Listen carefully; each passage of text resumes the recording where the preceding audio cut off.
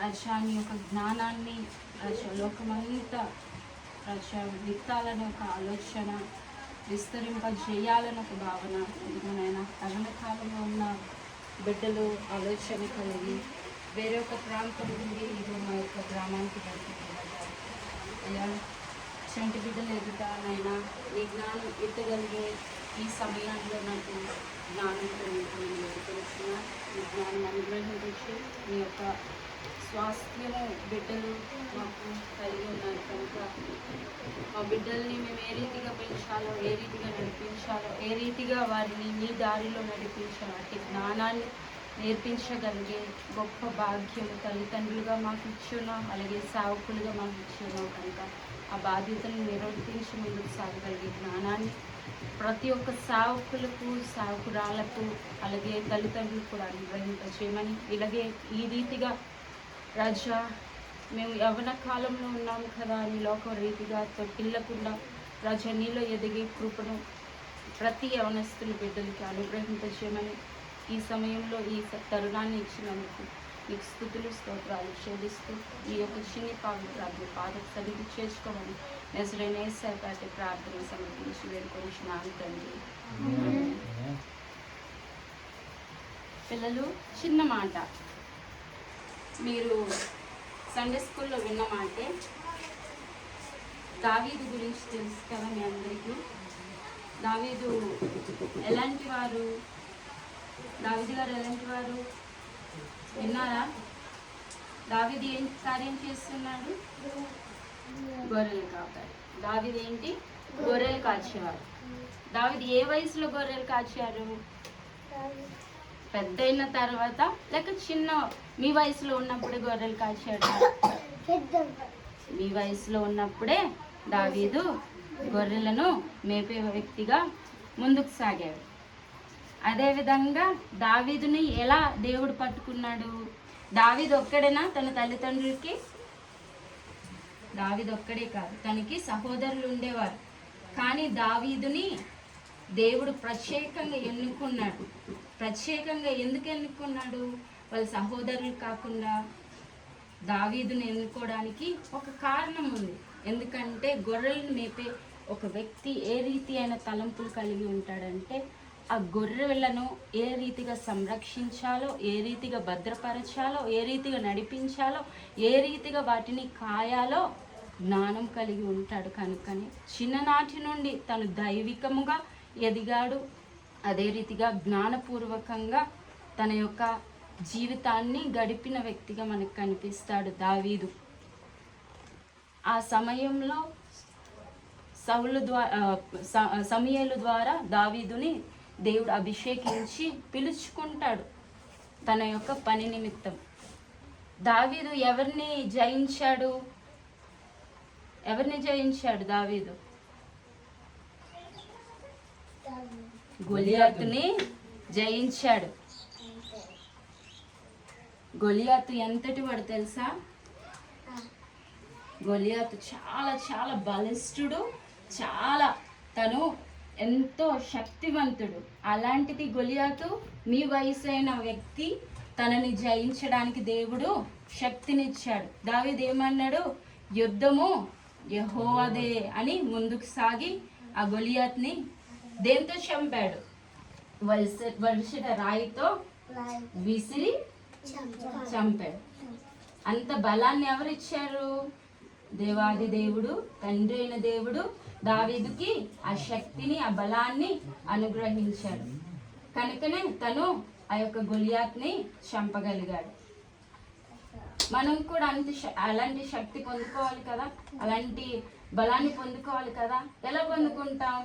చిన్నప్పటి నుండే దేవుని మాటను మనం గ్రహించినప్పుడు, దేవుణ్ణి మనం తెలుసుకున్నప్పుడు, దేవుని మార్గంలో మనము నడిచినప్పుడు. చూడండి, అక్క వాళ్ళు ఎదిగి ఇలాగే చిన్నప్పటి నుండి వారు కూడా జ్ఞానం నేర్చుకున్నారు. కనుకనే ఇలాగా అనేకులకు మా ద్వారా మేము ఎదిగే కొలది దేవుని వార్తను ప్రకటించాలని ఒక ఆలోచన కలిగారు. కనుకనే మన మధ్య కూడా నడిపింపబడ్డారు. ఈ సమయంలో దావీదు కూడా అదే విధంగా ఏమన్నాడు? దావీదు ఆ గొలియాతుని చంపిన తర్వాత యుద్ధము యెహోవాదే అని ధైర్యంగా చెప్పగలిగాడు. మనము కూడా ఈ లోకరీతి అయినా వాటన్నిటిని జయించుకొని ముందుకు సాగినప్పుడు అదంతా యుద్ధమే కదా. ఏది జయించినా అది యుద్ధమే. ఏ పాపాన్నైనా, ఏ కీడునైనా, ఏ కష్టాన్నైనా, ఏ వ్యాధినైనా జయిస్తే అది యుద్ధమే. కనుక ఆ యుద్ధం ఎవరిదై ఉంది? యెహోవాది. కనుక మనం గ్రహించాలి, ఈ యుద్ధం ఎవరిదై ఉందంటే యెహోవాది. మనలో ఎటువంటి చెప్తాం కదా, అది చెప్పేది చెప్తామని చూపిస్తాను. ఇది చెప్పాలా? అదే అదే దావీదు చూడండి, పిల్లలకి విజువల్గా చూపిస్తామని. విజువల్గా చూపించాలా? ఓకే, చూపించాలి ఇప్పుడు. అంటే మీరు చూపిస్తే ఇంకా బాగుంటుంది. ఓకే, చూద్దామా ఇప్పుడు నేను చెప్పిన స్టోరీని? చూడండి, ఇక్కడ దావీదు ఏమి కార్యాలు చేస్తారో ఒకసారి చూడండి. చిన్ననాటే తను చేసిన కార్యాలు ఇవి మీ వయసులో ఉన్నప్పుడు.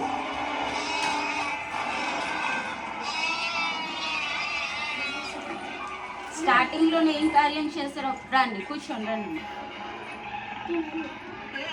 సింహం నోటి నుండి దేన్ని కాపాడాడు? మేకను. ఎందుకు కాపాడగలిగాడు? తను ఒక కాపరి కదా. కాపరి కనుకనే ఆ కాపరిలో ఒక మందలో ఒక మేక తప్పిపోతే తను సహించుకోలేకపోయాడు. తన ప్రాణాన్ని తెగించి దావీదు ఆ మేకను కాపాడుతున్నాడు.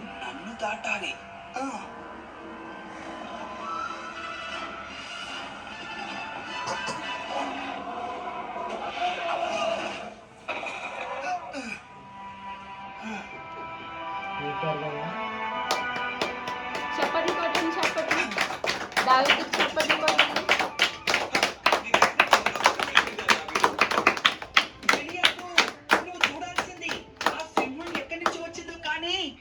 చంపేశాను.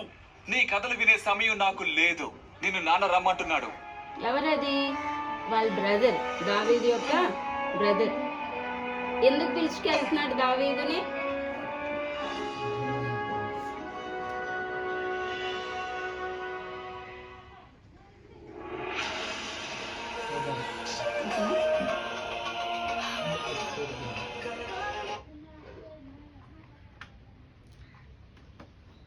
ఓకేనా?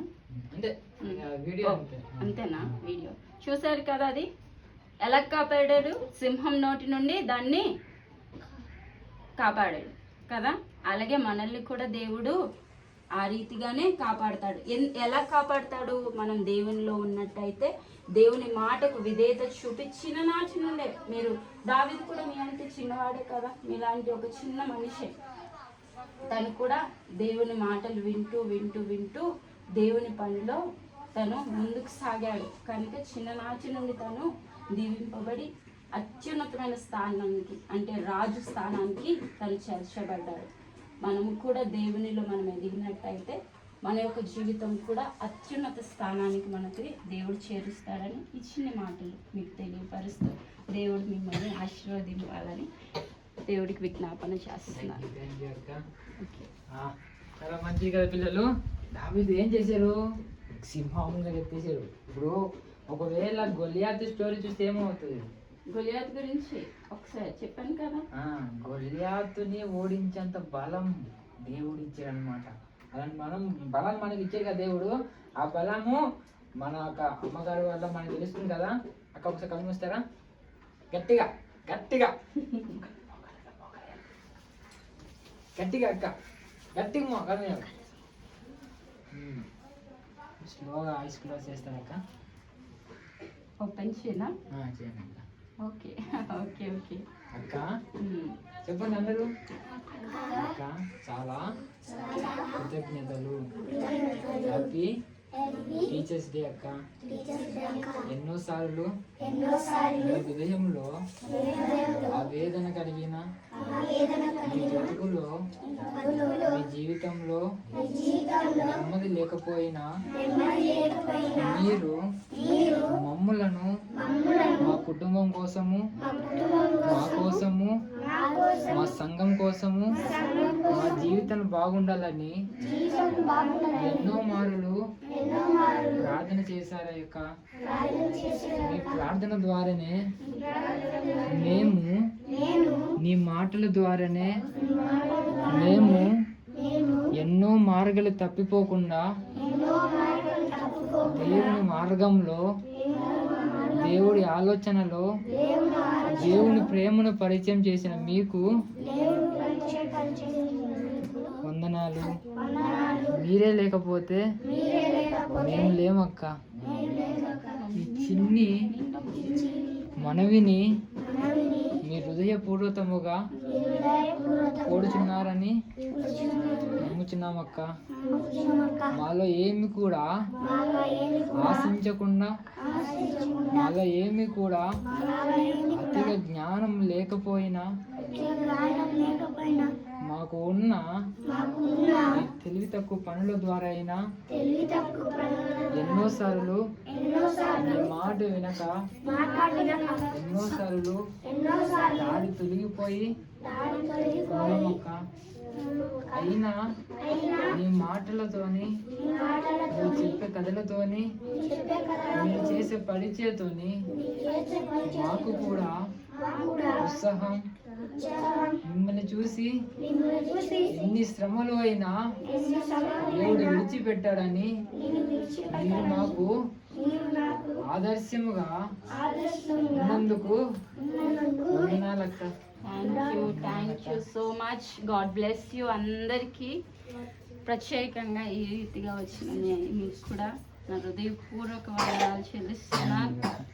ఈ రీతిగా అనేకులకు మీరు దీవెనకరంగా ఉండాలని హృదయపూర్వకంగా దీవిస్తూ god bless you, god bless you. దేవుడు మీకు అత్యున్నతమైన దీవెనలు అనుగ్రహిస్తాడని ఈ సమయంలో మనవి చేస్తూ దేవుడికి కృతజ్ఞత తెలియపరుస్తున్నాను సమయం ఇచ్చినందుకు. థ్యాంక్స్ నాన్న.